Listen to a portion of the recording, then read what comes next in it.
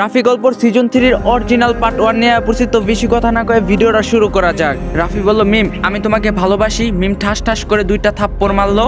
তারপর বলল, তুই কোন সাহসে এই কথা বলিস? কুত্তার বাচ্চা, তোর সাথে আমার কোন দিক দিয়ে যায়? রাফি মিমের কাছে পরপর চর খাওয়ার পর নিস্তব্ধ হয়ে গেল। মিমের এমন আচরণ দেখে রাফি তার গালে হাত দিয়ে দাঁড়িয়ে থাকলো। তখন মিম আবারও বলে উঠলো, এজন্যই মানুষে বলে কাউকে বেশি মাথায় তুলতে নেই। তোর সাহস কি করে হয় আমাকে এসব কথা বলার? তখন রাফি বলল, কিন্তু আমি তো তোমাকে ভালোবাসি আর তুমিও তো আমাকে ভালোবাসো, তাই না? তখন মিম বলল, একেবারে চুপ থাকবি? কে বলছে তোর মতো একটা ছোট লোককে আমি ভালোবাসি? আর তুই কোন সাহসে বা আমার হবু স্বামীর গায়ে হাত তুলিস? তখন রাফি বলল, তাহলে তুমি কি আমাকে ভালোবাসো না? মিম বলল, না কখনোই না। আর তোর কি আছে যে আমি তোকে ভালোবাসবো? এখনই তুই বাড়ি থেকে চলে যাবি, আর তা না হলে? রাফি বলল, না হলে কি করবে? মিম বলল, কি করতে পারি তা তুই ভালো করেই বুঝবি। এরপর মিম মাসুদকে রাফির সামনেই বলে, তোমার কোথাও লাগেনি তো? আমি ওকে এখনই বাড়ি থেকে বের করে দিচ্ছি। মাসুদ বলল, তুমি যেহেতু বলছো তাহলে ঠিক আছে। আর এই ছোট লোকের বাচ্চাকে তো আজ মেরেই ফেলবো।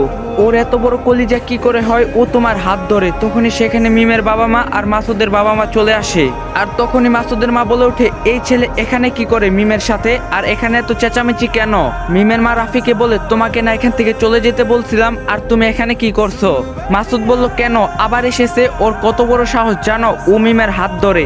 এই কথা শুনে মিমের বাবা অনেক রেগে যায় আর রাফির শার্টের কলার ধরে বলে, তোকে তো অনেক ভালো মনে করছিলাম, আর তুই কিনা আমার মেয়ের সাথে এসব করিস?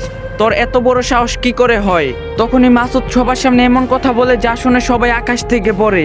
মাসুদ বলল, না শুধু হাত ধরার জন্য নয়, আমি না থাকলে তো মনে হয় আরো বড় কিছু করতো মিমের সাথে। তখন রাফি বলে ওঠে, আপনারা সবাই বিশ্বাস করুন আমি মিমকে অনেক ভালোবাসি, আর সেও আমাকে অনেক ভালোবাসে, আমি ওকে ছাড়া বাঁচবো না। তখনই মাসুদের মা বলে ওঠে, দেখছেন ভাবি, মিলে গেছে না? এই ছেলে তাহলে এই মতলব। তো ভিডিওটা ভালো লাগে একটা লাইক দেওয়া যাবেন।